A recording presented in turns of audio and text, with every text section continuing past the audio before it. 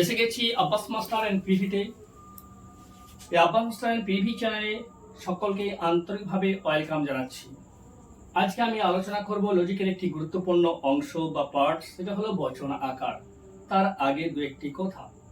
এ পর্যন্ত যে ক্লাসগুলো করা হয়েছে খুবই গুরুত্বপূর্ণ উচ্চ মাধ্যমিক ছাত্র ছাত্রীদের জন্য, বিশেষ করে ক্লাস 12 2025 সালে যারা পরীক্ষার্থী তাদের জন্য খুবই গুরুত্বপূর্ণ। সেই জন্য নিয়মিত ক্লাসগুলো ফলো করতে হবে। নিয়মিত ক্লাস ফলো করা যেমন জরুরি রয়েছে, তেমনি চ্যানেলটিকে রানিং রাখার জন্য লাইক, শেয়ার, কমেন্ট করা খুবই জরুরি। যাই হোক, আজকে আমি আলোচনায় চলে যাচ্ছি বচন আকার। আমরা আগের দিন নিরপেক্ষ বচনের চতুর্বর্গ পরিকল্পনা পর্যন্ত আলোচনা করেছি। আজকে এই বচন আকার বিষয়টি আমরা স্বচ্ছভাবে বুঝে নেব। বচন আকার জানতে হলে প্রথমে আমাদেরকে ফিরে আসতে হবে বাস্তব জগতে। জগতের প্রতিটি বস্তুর দুটি দিক আছে, যে কোনো বস্তু। একটা হচ্ছে যে আকারগত দিক, আর একটা উপাদানগত দিক। যেমন ধরো একটা গিলাস, এই গিলাসটা তৈরি হতে পারে কাঁচ দিয়ে, তৈরি হতে পারে কাঁসা দিয়ে, তৈরি হতে পারে পিতল দিয়ে, তৈরি হতে পারে অ্যালুমিনিয়াম দিয়ে। অর্থাৎ বিভিন্ন উপাদানে একটি গ্লাস তৈরি হয়, কিন্তু তার আকারটি হচ্ছে গ্লাস। অর্থাৎ গ্লাস কখনো ঘট বা বালতি নয়। তাহলে বুঝতে পারছো যে জগতের সব বস্তুরই দুটো দিক, একটা হচ্ছে আকারগত দিক আর একটা হচ্ছে উপাদানগত দিক। গ্লাসের উদাহরণে আমরা পেয়ে গেলাম কাঁসা উপাদান, কাঁচের উপাদান, অ্যালুমিনিয়ামের উপাদান ইত্যাদি। আকার কিন্তু একটি গ্লাস। অনুরূপ বচনের ক্ষেত্রেও দুটি দিক আছে, একটা হচ্ছে আকারগত দিক আর একটা হচ্ছে উপাদানগত দিক। আকারগত দিকটা কি?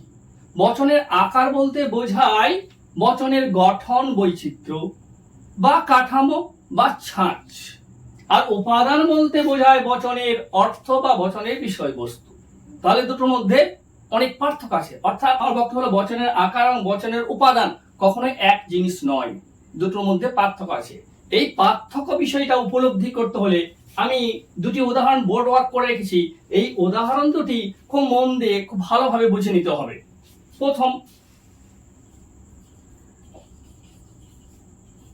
প্রথম উদাহরণে তোমরা দেখো, সকল শিশু হয় সরল, সকল কবি হন মানুষ, সকল বৃত্ত হয় গোলাকার, সকল গরু হয় চতুষ্পদী প্রাণী। এই বচনগুলির আকার সবই কিন্তু একই। আমরা এই রকম লিখতে পারি, সকল এস হয় পি, কারণ সব ক্ষেত্রেই কিন্তু আকার একই রকম আছে। সকল শিশু হয় সরল, সকল কবি হয় মানুষ, সকল বৃত্ত হয় গোলাকার, সকল গরু হয় চতুষ্পদী প্রাণী। শিশুকে যদি এস, সরলকে পি, তাহলে সকল এস হয় পি। কবিকে যদি এস, মানুষকে পি ধরি, তাহলে সকল এস হয় পি। বৃত্তকে যদি এস, গোলাকারকে পি ধরি, তাহলেও হয় সকল এস হয় পি। অনুরূপ গরু চতুষ্পদী ক্ষেত্রে একই কথা প্রযোজ্য। দ্বিতীয় ক্ষেত্রে উদাহরণটি আরো ভালো করে ফলো করো। দেখো এখানে লেখা আছে, সকল সৈনিক হয় সাহসী, কোন কোন সৈনিক হয় সাহসী, যদি সে সৈনিক হয় তবে সে সাহসী, সে সৈনিক অথবা সাহসী।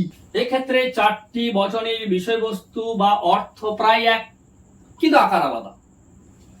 এই দিকে উদাহরণের চারটি বচনের বিষয়বস্তু তথা উপাদান কিন্তু আলাদা ছিল। প্রথম বচনের উপাদান ছিল শিশু সরল, দ্বিতীয়তে ছিল কবি মানুষ, তৃতীয় ছিল বৃত্ত গোলাকার, চতুর্থ ছিল গরু চতুষ্পদী, কিন্তু আকার একই হলো।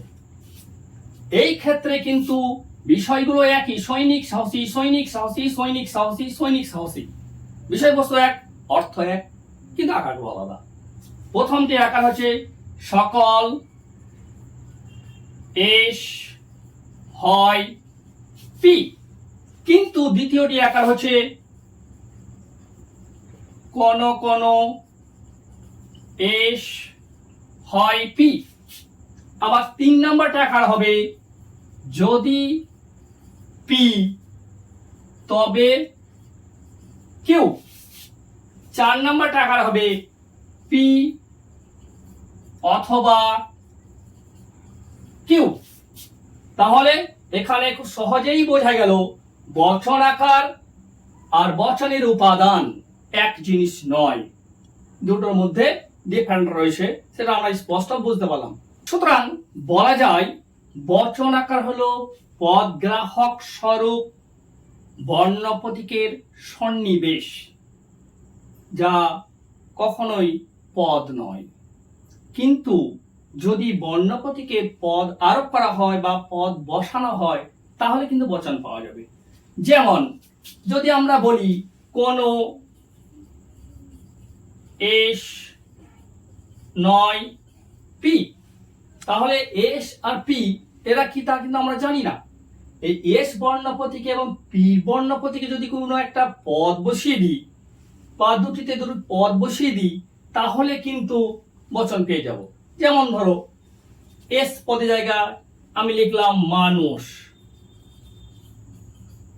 আর পি পদের জায়গায় আমি লিখলাম অমর, তাহলে দাঁড়ালো কি কোন মানুষ নয় অমর। তাহলে স্পষ্ট বোঝা গেল যে বচন আকার কখনোই পদ নয়। বচন আকারের মধ্যে যে বর্ণ প্রতীক আছে তা কিন্তু পদ নয়। বর্ণ প্রতীকে পদ বসিয়ে বচন পাওয়া যেতে পারে। এখন প্রশ্ন হলো এস এবং পি লেটার দুটি নিয়ে। কেন এস এবং পি কে ব্যবহার করা হয়? এস একটি বর্ণ প্রতীক, পি একটি বর্ণ প্রতীক। এই বর্ণ প্রতীকে পদ বসালেই আমরা বচন পেয়ে যাচ্ছি। এই এস বর্ণ প্রতীক আর পি বর্ণ প্রতীক ব্যবহারের পিছনে একটা কারণ আছে। আমরা নিরপেক্ষ বচনের কয়টি অংশ পড়তে গিয়ে আমরা জানতে পেরেছি যে নিরপেক্ষ বচনের 4টি অংশ। তার মধ্যে দ্বিতীয় অংশটি হলো উদ্দেশ্য পদ, যাকে ইংরেজিতে বলা হয় সাবজেক্ট, SUBJECT। চতুর্থ অংশ বিধেয় পদটিকে ইংরেজিতে বলা হয় প্রেডিকেট, PREDICATE।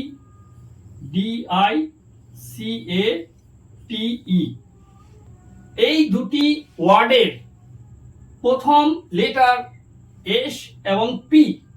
সাবজেক্ট এই ওয়ার্ডের প্রথম লেটারটি এস এবং প্রেডিকেট এই ওয়ার্ডের প্রথম লেটারটি হলো পি, অর্থাৎ উদ্দেশ্য পদ এবং বিধেয় পদ। এই দুটি পদকে সহজে মনে রাখার জন্য বা বুঝে নেওয়ার জন্য এস এবং পি এই লেটার দুটি বেশি ব্যবহার করা হয়। কিন্তু মনে রাখবে বচন আকারের বর্ণ প্রতীক এসপি ব্যবহার করতে হবে তেমন কোনো বাধা ধরা নিয়ম নেই। কিউ, আর, এস, এম, এন যে কোনো লেটার বর্ণ প্রতীক হিসেবে ব্যবহার করা যায়। তাহলে আমরা স্পষ্টভাবে বচন আকার কি এবং বচন আকার কিভাবে বসানো হয়, বচন আকারের বর্ণ প্রতীকে পদ আরোপ করলে কি হয়, এই বিষয়টি আমরা খুব সুন্দরভাবে সহজেই কিন্তু আলোচনা করলাম এবং বুঝে নিলাম।